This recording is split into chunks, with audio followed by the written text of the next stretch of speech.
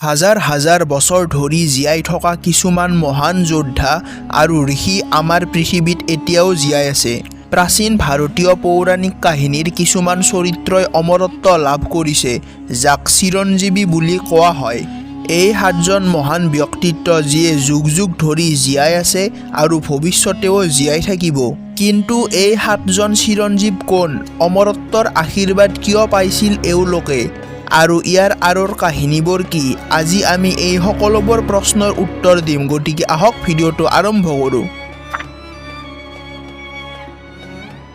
অশ্বত্থামা মহাভাৰতৰ এজন ডাঙৰ যোদ্ধা আৰু গুৰু দ্ৰোণাচাৰ্যৰ পুত্ৰ আছিল। অশ্বত্থামা হ'ল চিৰঞ্জীৱী, যাৰ অৰ্থ হৈছে চিৰন্তন জীয়াই থকা।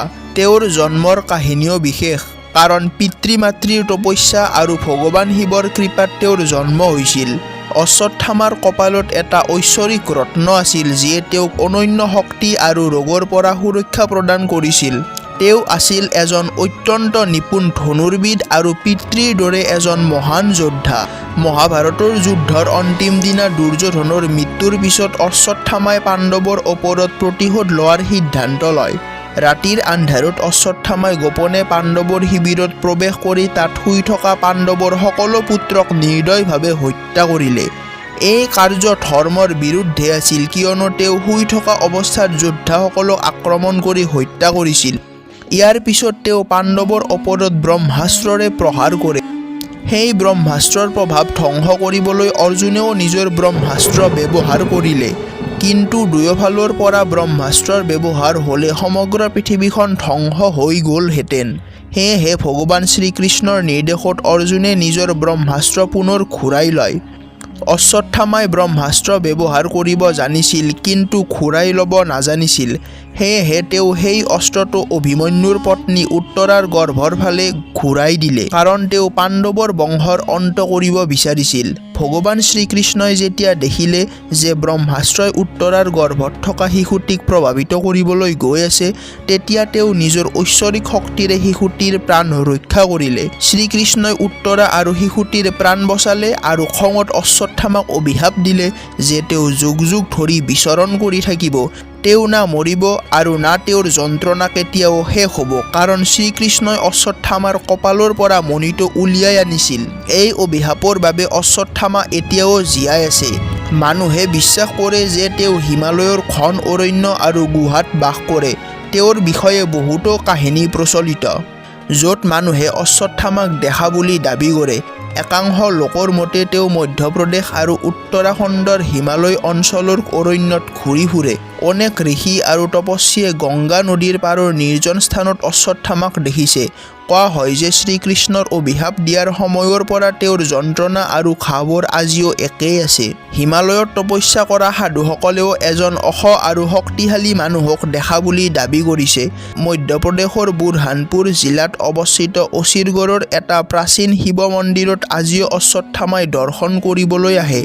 কোৱা হয় যে তেওঁ প্ৰতিদিনে পুৱা এই মন্দিৰলৈ আহে ভগৱান শিৱক পূজা আৰু পুষ্প অৰ্পণ কৰিবলৈ।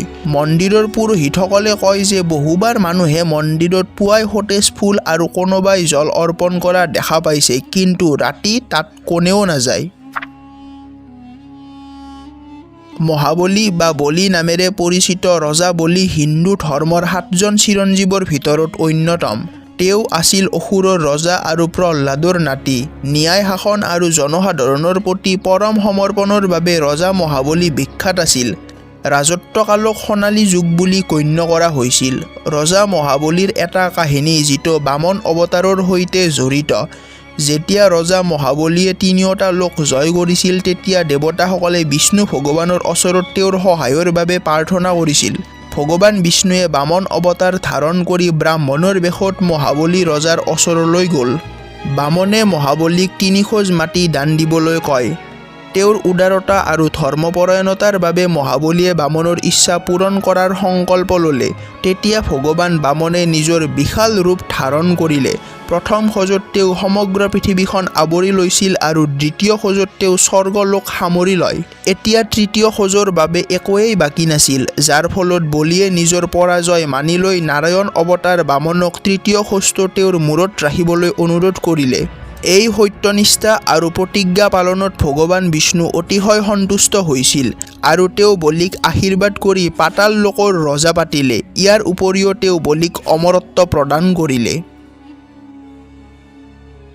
কৃষ্ণ দ্বৈপায়ন নামেৰে পৰিচিত মহৰ্ষি বেদব্যাস ভাৰতীয় সংস্কৃতিৰ এক অত্যন্ত গুৰুত্বপূৰ্ণ ব্যক্তিত্ব।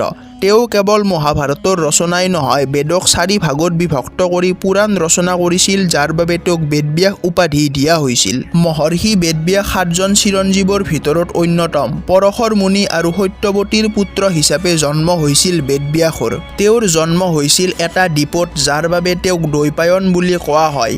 তেওঁৰ ছালৰ ৰং গাঢ় আছিল, সেয়েহে তেওঁক কৃষ্ণ বুলিও কোৱা হয়। তেওঁ এজন ত্ৰিকালদৰ্শী আছিল। ত্ৰিকালদৰ্শী মানে তেওঁ অতীত, বৰ্তমান আৰু ভৱিষ্যত দেখিব পাৰিছিল। তেওঁ সংস্কৃত সাহিত্যক সমৃদ্ধ কৰিছিল আৰু হিন্দু ধৰ্মৰ গুৰুত্বপূৰ্ণ গ্ৰন্থসমূহ সংকলন কৰিছিল। বেদব্যাসে ভগৱান গণেশৰ সহায়ত মহাভাৰত ৰচনা কৰিছিল। পৰশুৰামক ভগৱান বিষ্ণুৰ 6ষ্ঠ অৱতাৰ বুলি গণ্য কৰা হয়। তেওঁৰ জন্ম হৈছিল ঋষি যমদগ্নি আৰু ৰেণুকাৰ পুত্ৰ হিচাপে। পৰশুৰামৰ নাম তেওঁৰ পৰশু অৰ্থাৎ কুঠাৰৰ নামেৰে ৰখা হৈছিল, যিটো তেওঁ ভগৱান শিৱৰ পৰা লাভ কৰিছিল। ব্ৰাহ্মণ আৰু ক্ষত্ৰিয় উভয় গুণৰ অধিকাৰী আছিল তেওঁ। ভীষ্ম, দ্ৰোণ, কৰ্ণ আদি মহান যোদ্ধাক অস্ত্ৰৰ জ্ঞান দিছিল। পৰশুৰাম প্ৰচণ্ড ক্ৰোধৰ বাবে জনাজাত আছিল। যেতিয়া ৰজা সহস্ৰাৰ্জুন আৰু তেওঁৰ পুত্ৰসকলে তেওঁৰ পিতৃ ঋষি যমদগ্নিক হত্যা কৰিছিল, তেতিয়া পৰশুৰামে ক্ৰোধত 21 বাৰ পৃথিৱীখনক ক্ষত্ৰিয়হীন কৰি তুলিছিল আৰু তেওঁ ধৰ্ম প্ৰতিষ্ঠা কৰিছিল। তেওঁৰ উদ্দেশ্য আছিল পৃথিৱীখনক অধৰ্মীৰ পৰা মুক্ত কৰি ধৰ্মৰ পুনৰ স্থাপন কৰা।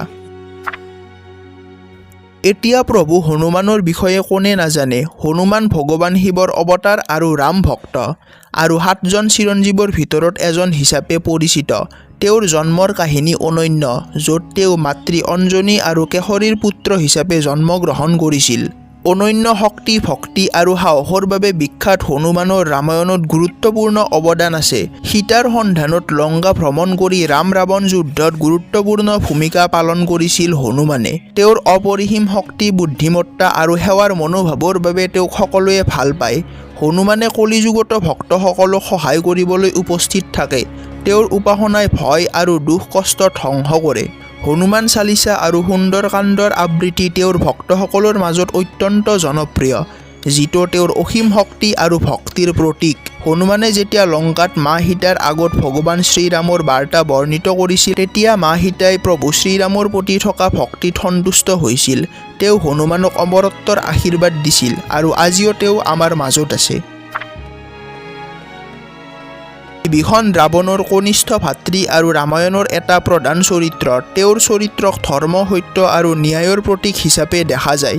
বিভীষণে লংকাৰ ৰজা ৰাৱণৰ অধৰ্মীয় কাম কাজ আৰু মা সীতাক অপহৰণ কৰাৰ বিৰোধিতা কৰিছিল, যাৰ ফলত ৰাৱণে তেওঁক লংকাৰ পৰা বহিষ্কাৰ কৰিছিল। বিভীষণে ভগৱান ৰামৰ আশ্ৰয় লৈ ৰাৱণৰ বিৰুদ্ধে যুদ্ধত তেওঁক অতি গুৰুত্বপূৰ্ণ সহায় আগবঢ়াইছিল। তেওঁ ৰামক লংকা আৰু ৰাৱণৰ শক্তিৰ বিষয়ে অৱগত কৰাইছিল, যাৰ বাবে ৰামে ৰাৱণক পৰাস্ত কৰি সীতাক মুক্ত কৰিছিল।